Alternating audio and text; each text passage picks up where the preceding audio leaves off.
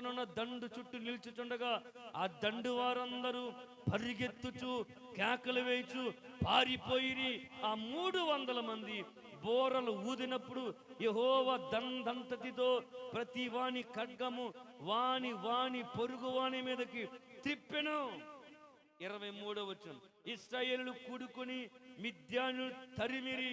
25వ వచనం, చివరి మిద్యానీలను చంపి గిద్యోను యొద్దకు తలకాయలను పట్టుకుని పోయారంట. ఎవడ తలకాయ వాడు తీసేసి మిద్యానీలు గిద్యోని యొద్దకు, రేపు అవతల ఉన్న గిద్యోని యొద్దకు శత్రు తలకాయలనట్టుకు పోయారు. దేవునికి స్తోత్రం కలుగునుగా.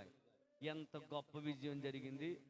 ఓడిపోయిన వారి జీవితాలు కొన్ని సందర్భాల్లో వారు ఎదిరించలేమనుకున్నారు, వారి ముందు బ్రతకలేమనుకున్నారు, మా బ్రతక అయిపోయింది అనుకున్నారు, మరలా తిరిగి మేము పుంజుకోలేమనుకున్నారు, తిరిగి బ్రతికి బట్టగట్టలేమనుకున్నారు, మా దీన స్థితి నుంచి మరలా లేవలేమనుకున్నారు, మేమెంతో మిక్కిలి హీన దశకు చేరిపోయామనుకున్నారు. వారికి దాక్కుని బ్రతికారు, వారి యొద్ద నిలబడలేక సిగ్గేసి బ్రతికారు. ఇలాంటి పరిస్థితులు వారిలో ఏలుబడి చేస్తుంటే దేవుడు వారి పక్షంగా నిలబడి ఎక్కడైతే అవమానం చెందాడో, ఎక్కడైతే నిలబడలేమనుకున్నారో, ఎక్కడైతే మా వల్ల కాదనుకున్నారో, ఎక్కడైతే మేము జయించలేమనుకున్నారో వారి మధ్యలో ఇశ్రాయేలు ప్రజలకు విస్తారంగా పెరిగిపోయిన మిడతల దండు వలె ఉన్న మిద్యానీలను తరిమి కొట్టగలిగిన గొప్ప శక్తి ఇచ్చాడు. దేవునికి స్తోత్రం కలుగునుగా.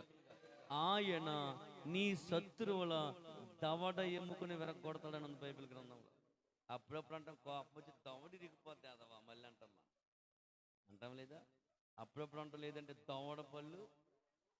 కానీ దేవుడే మన శత్రువు దవడ మీద కొడితే ఎముక ఇరిగిపోద్దట. నువ్వు కొడితే పళ్ళే రాలుతాయి, ఆయన కొడితే ఎముక ఇరిగిపోతాయి, మళ్ళీ సెట్ అవ్వదు. అది అంత బలవంతుడైన దేవునికి స్తోత్రం కలుగునుగా. హల్లెలూయా. ఈ బలహీనులకు, ఏ బలహీనులకు?